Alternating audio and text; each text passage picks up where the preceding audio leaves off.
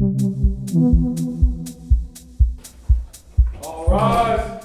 Oh yes, oh yes, oh yes. Superior Court for the County of Durham. As Americans, we believe it's every law-abiding citizen's right and duty to serve on a jury. But we haven't always lived up to our democratic values. Before the Civil War, blacks were excluded by law from participation in the criminal justice system except as defendants.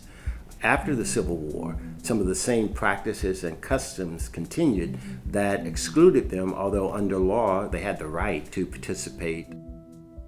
And our racist past still haunts our courtrooms today. There are almost 150 people on death row in North Carolina today, and almost half of those people were sentenced by juries that consisted of no more than one person of color. About 20% of the people on death row today were sentenced by an all-white jury.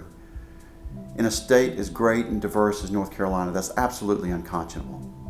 Black jurors who are qualified to sit on the jury are struck from capital trials at more than twice the rate of white jurors.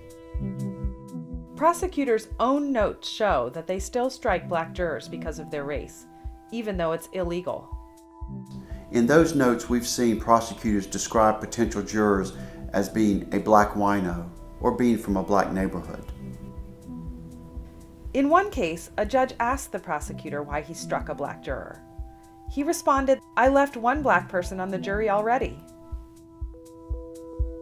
Juries that don't represent the full community don't deliberate as carefully and sometimes make serious mistakes.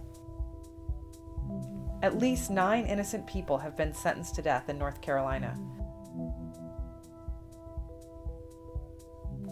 Sometimes jurors felt free to express open bigotry when deciding the fate of black defendants.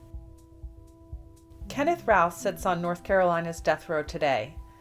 After his trial, a juror openly admitted his racist beliefs. He said that jurors talked about how black people didn't like living as much as white people did. He believed that black men raped white women so that they could brag to their friends about it. Despite decades of reforms, racial bias still pervades our capital punishment system. Even African American jurors who tried to do their civic duty face discrimination. Without fairness, there cannot be justice.